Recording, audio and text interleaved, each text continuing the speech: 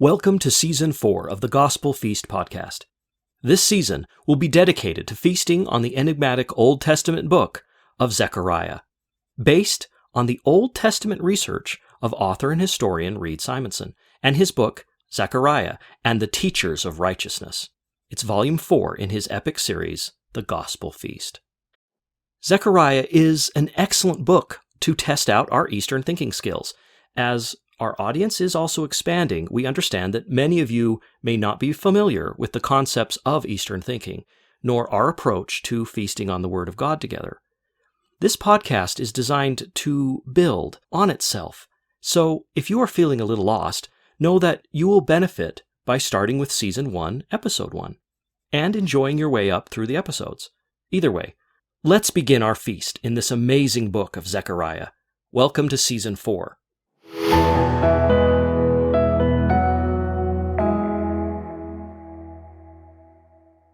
The book of Zechariah has been called the most mystical book of the Old Testament and the apocalypse of Judaism. The great Rabbi Rashi once said, "The prophecy of Zechariah is extremely enigmatic because it contains visions resembling a dream that require an interpretation.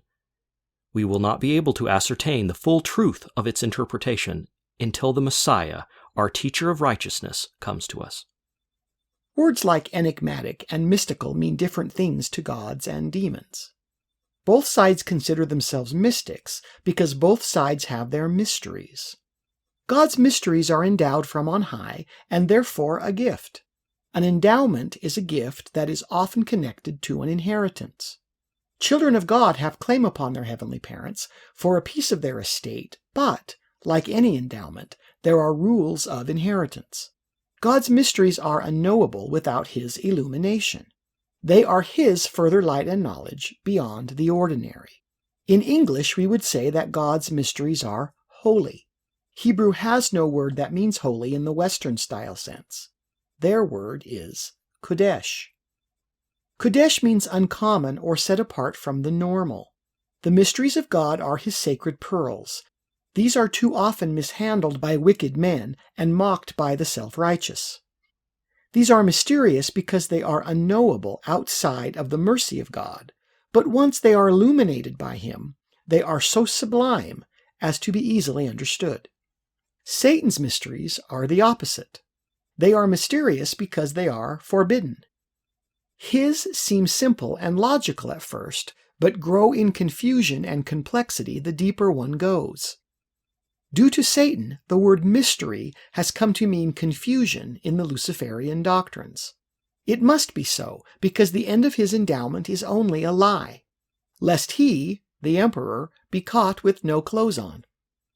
His peasants are told that one merely needs faith and the clothes will suddenly appear. In order to appear intelligent, one merely pretends to see the clothes. All religious mysteries rely on rites, ceremonies, and forms of initiation. God calls His ordinances the good works of salvation. They are available to all men, line upon line, as one is able to comprehend, obey, and receive them. The ultimate reward at the end is the same for all. Satan uses his rites to create a class structure where an elite caste, in the secret know, subjugates lesser classes by promising them power, hierarchy, and illumination at a later time. Only those at the very top of the pyramid know that in reality there is no reward. The world has been warned. Alma, chapter 30, verse 60. "The devil will not support his children at the last day, but doth speedily drag them down to hell." God has always had His mysteries. The first of these came to human attention when we desired to be as the gods, knowing good and evil. The law of opposites was a mystery to us. So were fatigue, depression, failure, pain, and death. All these were a journey into the unknown. Every enigmatic expedition needs a guide, one to mark the path, stand as an exemplar, and show the way. For most of mankind's history, this job has been handled by the prophets. There have been many poets and mystics in the ranks of righteous Israel. John the Beloved was a Jewish mystic, as were Ezekiel, Daniel, the great prophet-poet Isaiah, and as we shall soon discover, Zechariah. All of these men have been righteous teachers of the straight and narrow way. All have pointed to one greater than they who would come to make sense of all the mysteries of life. One who would give our suffering meaning. One who would explain all the bewildering commandments of God, from animal sacrifice to male circumcision. The Jews still say that much of the ways of God are unknowable until the teacher of righteousness comes. This, the greatest of all rabbis, will also be the Anointed One. A more Hebrew way of saying the Anointed One is the Messiah. The Greek word for Messiah is Christ. The book of Zechariah is unique in that it gives us the mindset of the teacher of righteousness in both the first and third person. It stands as a critique on specific events from a position outside of time, from a vantage point yet future. Like an author writing out the motivational arcs for a masterwork, Zechariah gives us a peek into the events above and beyond, those given by the characters living inside the world of the book. Members of the Church of Jesus Christ of Latter-day Saints, nicknamed Mormons, are fortunate in that we have living prophets who have parted the heavens and revealed to us some of the mysteries of God. We have also been blessed by the gifts of the Spirit, which include the gifts of personal revelation, heavenly knowledge, and the gift of prophecy in regards to our individual stewardships. Last, but not least, we have the gift of the Holy Ghost, who has a power to comfort, teach, and bring all things to our remembrance, that which the Lord has said to us here, as well as that which has been forgotten by the veil of our mortal birth. Surely there have not been a people more blessed than we Latter-day Saints in this, the fullness of times. Now is the time to flee from Babylon, since, like our Jewish kin of old, her days of oppression are coming to an end. We are witnessing this in our day, right before our very eyes. Thus, so much of what Zechariah has to say can also be said to us in the fullness of times. We, too, are like young men coming home out of Babylon. We have been invited back to the everlasting hills of Ephraim to dwell in the nest of the Lord, our El Shaddai, to rest beneath his mighty wing, tutored by his prophets. There he will be our teacher of righteousness. The book of Zechariah was written by Zechariah, the son of Berechiah, the descendant of the prophet Iddo between 520 and 518 BC. It is included in the 12 minor prophets of the Old Testament. The term minor prophets is unfortunate for its negative context. In terms of biblical writing, minor simply means short, as opposed to Isaiah's writings or David's prophetic lyrics, which are called major, meaning many. The Jews refer to the minor prophets by the more appropriate and very interesting term, the 12. There are at least 31 Zechariahs known to ancient Israel. It was a very popular name. Zechariah means God remembers. The Zechariah who authored the mystical book of Zechariah was of the tribe of Levi and was therefore a priest. In the wake of the golden calf, the Lord had decreed that the priesthood in Israel would only be held by the sons of Aaron during the Mosaic dispensation. It was also a lesser priesthood in terms of power and authority. It was capable of performing all of the duties necessary for salvation, provided that the people living were faithful to their commission during their lifetimes. One of the priest's major duties was to preside over the ritual portion of the national festivals, including choosing the official lamb, whose blood would be sprinkled on the mercy seat inside the temple on behalf of the nation. In 587 BC, Nebuchadnezzar destroyed Solomon's temple and carried the kingdom of Judah into exile in Babylon. This is the event that ended the reign of the Jewish kings, brought about the Nephite and Lamanite nations in the New World, and took Daniel to the pagan harem of eunuchs, where he would rise to become the most powerful magi in the known world. Many of the most beloved books of the Bible rotate around this event and its aftermath. Secular Christianity has no ritualistic equivalent to the Jewish temple. As such, they have no way of comprehending their desperate need for it, nor can they understand the complete devastation that its loss meant to Israel. The Lord had made it clear that Judah would remain in exile from the Holy Land for 70 years as punishment for the years of rest they had denied the land. At Sinai, the Lord had granted Israel the right to live on his holy land, but they had to promise to allow the land to rest from cultivation every 7 years. Israel ignored this condition for 490 years, meaning they failed to do this 70 times.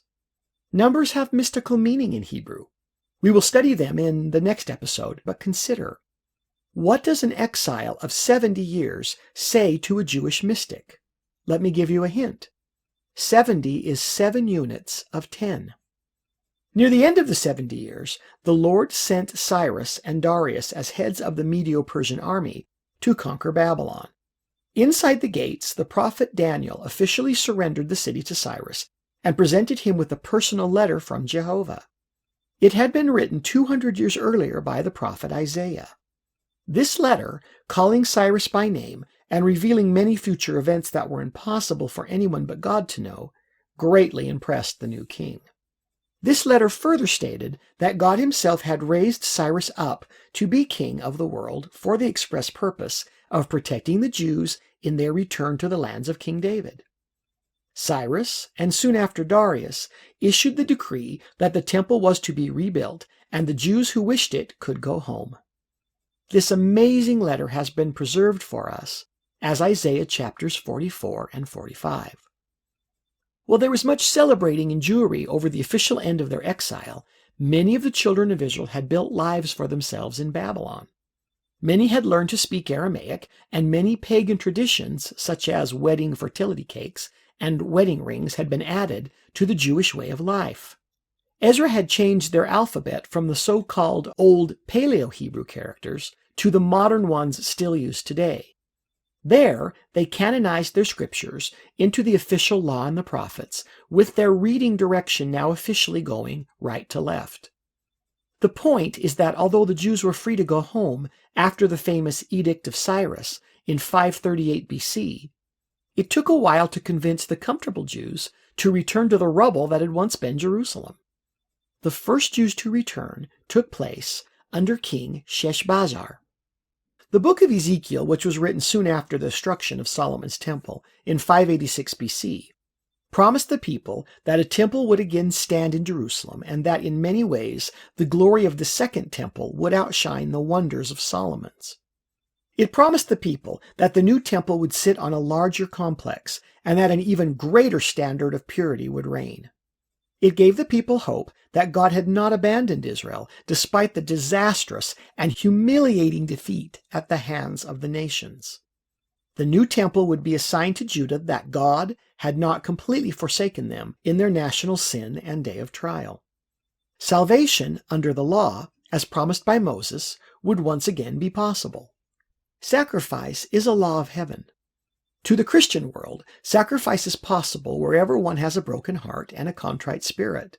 But for those under the law of Moses, it was a great deal more complicated. For the Jews, a proper sacrifice requires a holy place in which to perform it, and all of the accompanying rituals that are associated with it. As such, the loss of Solomon's temple was an unmitigated disaster for the children of Israel. The restoration of Judaism as a religion post-Babylon necessitated the rebuilding of God's holy house. After the death of Cyrus in 530 BC, Darius consolidated imperial power in 522 BC. His new system divided the empire into manageable districts overseen by appointed governors. Zerubbabel was named governor over the district of Yehud Mendinata, which included Jerusalem and the former kingdom of Judah. Unlike the Babylonians, the Persian Empire went to great lengths to build cordial relations with its conquered peoples. The rebuilding of Solomon's temple was encouraged by the leaders of the empire in hopes that it would strengthen their authority with the Jews. The high priest at the time was a man named Joshua, the son of Josedek. One of the young priests sent back to Jerusalem with Joshua to help make all this happen was Zechariah, the subject of our feast. Another was the prophet Haggai. One of their first acts upon reaching Jerusalem was to build an altar at the temple ruins and offer sacrifice. At first the work progressed slowly. It took Zerubbabel 2 years to build or rebuild the foundation. Construction was continually delayed by the Samaritans, who had taken over the land when the Jews were forcefully removed. Their passive-aggressive efforts eventually reached Persia, and official support for the reconstruction ended. It took the Lord 17 years and the efforts of Nehemiah, the prophets Haggai and Zechariah, and Zerubbabel to encourage the people to push forward. You can find this in Ezra 5, verses 1 and 2. Nehemiah realized that it would be necessary to restore the protective walls of the temple before the people could really rebuild the holy house. The importance of Nehemiah's temple walls and God's calendar for the latter days has been explored at length in Volume 1 of our feast, Daniel and the Last Days. With the walls up, the work on the Second Temple resumed with speed. 4 years later, on March 12th, 515 BC, the Second Temple, also called Zerubbabel's Temple, was completed. It was soon dedicated as the House of the Lord with great fanfare. The Jews also observed the Passover with great joy. All of these events were recorded by the prophet Ezra. Despite the people's joy, and the Lord accepting the temple as his own, there was a group of Jews who were disappointed with the new building. Some of their older residents still remembered the size and grandeur of Solomon's temple. In comparison, Zerubbabel's was but a poor shadow of the original.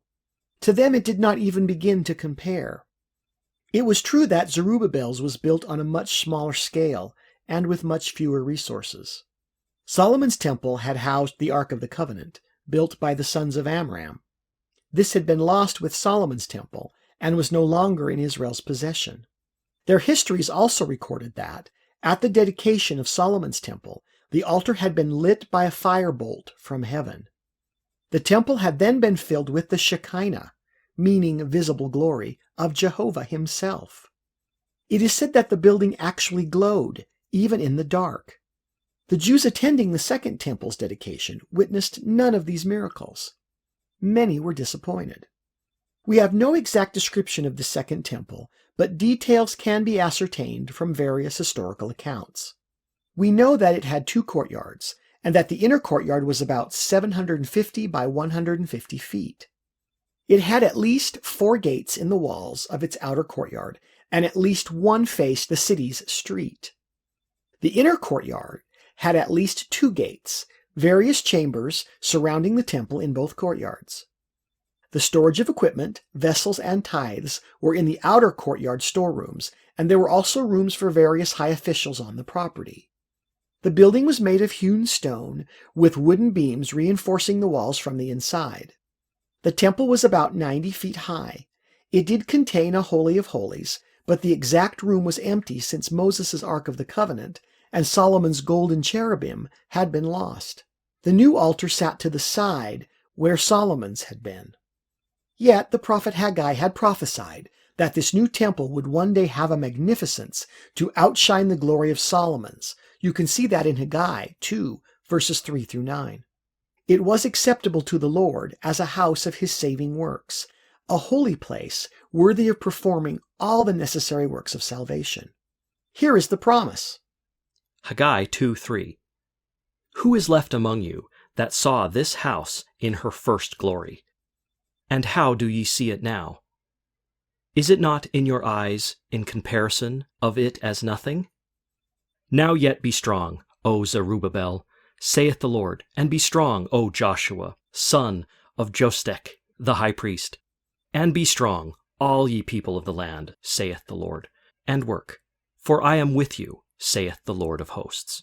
According to the word that I covenanted with you when ye came out of Egypt, so my spirit remaineth among you, fear ye not. For thus saith the Lord of hosts, Yet once, it is a little while, and I will shake the heavens, and the earth, and the sea, and the dry land. And I will shake all nations, and the desire of all nations shall come, and I will fill this house with glory, saith the Lord of hosts. The silver is mine, and the gold is mine, saith the Lord of hosts. The glory of this latter house shall be greater than of the former, saith the Lord of hosts. And in this place will I give peace, saith the Lord of hosts. How could this be said of a holy house that was vastly inferior to the former one? This question has been a great puzzlement to the many scholars of Judaism. Their efforts to justify these words of God to some type of satisfaction is honorable but sadly lacking. Christians have a better answer.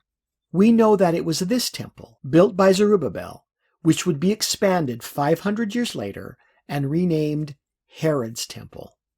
It was this temple that would receive the very Son of God himself when the great Jehovah, the bridegroom of Israel, walked its halls as a mortal man named Jesus of Nazareth. He was the promised teacher of righteousness, and he taught and healed in that holy temple. As such, it was the greatest temple yet built. Zerubbabel's temple was not as outwardly impressive as Solomon's, but it did have the greater glory of the Messiah in the flesh, preaching in its courts. This is a great honor indeed. A brief outline of Zechariah. In order to aid in the comprehension of this enigmatic book, the following can serve as a guide in getting your mind around the larger picture. The first 6 chapters of Zechariah deal with a series of 8 visions which occurred on a single night. In terms of the most straightforward interpretation, these visions deal with the beginnings of Judah's return from exile.